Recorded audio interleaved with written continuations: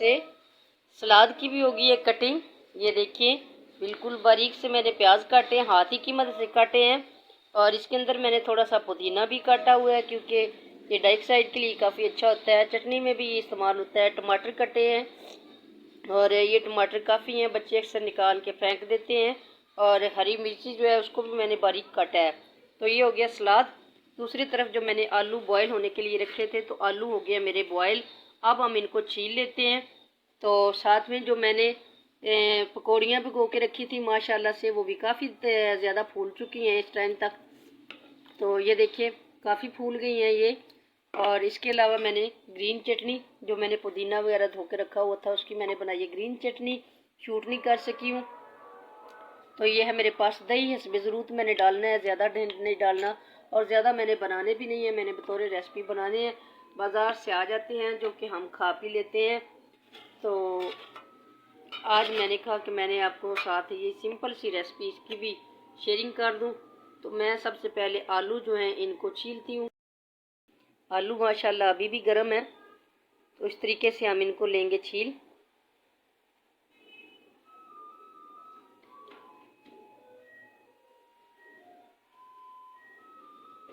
छुरी से भी छील सकते हैं आप, लेकिन हाथों से छीलना मुझे अच्छा भी लगता है और जल्दी भी हो जाते हैं।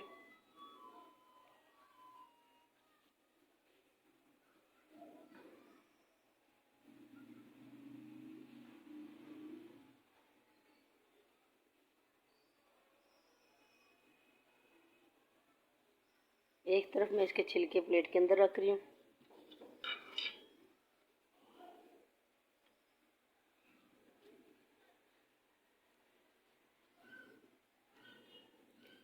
रमज़ान मुबारक में कई अच्छी माशाल्लाह रेसिपीज़ होती हैं और घर में बनाई जाने वाली आसान सी और बिल्कुल कम बजट में बनाई जाने वाली ये रेसिपीज़ होती हैं। ये घर ही के सामान से हम बना सकते हैं, बच्चे भी खुश बड़े भी खुश। और हज़मेदार सी रेसिपी माशाल्लाह से। आलूओं की होगी कटिंग। आलू भी मैंने काट लिए, जितने मैंने काटने थे, जो मैंने बचाने थे बचा दिए।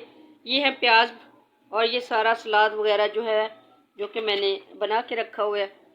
ये भी हम हस्बे ज़रूरत ही डालते हैं, ज़्यादा बिल्कुल भी नहीं डालेंगे।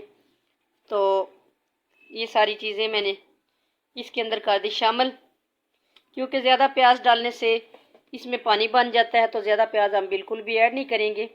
तो इसके बाद मैं इसमें थोड़ा सा करूँगी शामिल नमक।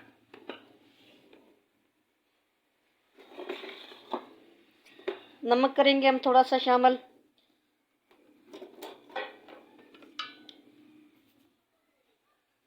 ये भी हम इसमें ज़रूरत करेंगे, अगर दोबारा करना पड़ा तो कर लेंगे। फ़िलहाल मैं इसमें थोड़ा सा डालूंगी क्योंकि दही वगैरह जो होता है वो अक्सर खट्टा होता है, तो ये ना हो कि ये इसमें से बढ़ जाए। तो नमक भी कर दिया मैंने शामिल। अब मैं इसमें करूँगी थोड़ी सी लाल मिर्च ऐड। थोड़ी सी मैं इसमें अंदर इसके अंदर करूँगी इसको स्पाइसी करने के लिए। ये देखिए बिल्कुल थोड़ी सी लाल मिर्ची, इसमें से भी हाफ मैंने निकाल दी है।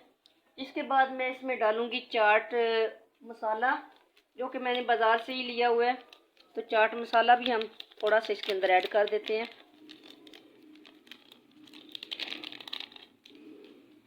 ये तकरीबन 1 चम्मच के हिसाब से मैंने ऐड किया। मैं एक हाथ से शूट कर रही हूँ, तो इस वजह से मैंने पैकेट ही की वजह मदद से ऐड की है।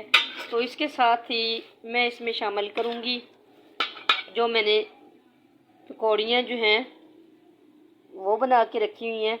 तो इनको हम पानी में से निकाल लेंगे।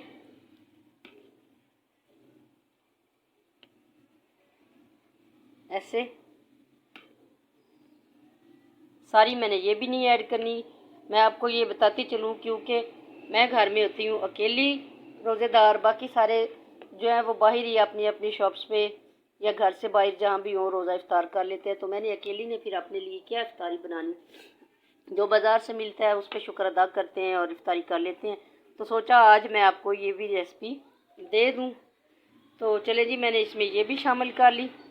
पकौड़ियाँ भी माशाल्लाह काफ़ी ज़्यादा फूल चुकी हैं, ये बड़ी बड़ी हो गई हैं। इसके बाद मैं इसके अंदर शामिल करूँगी ग्रीन चटनी।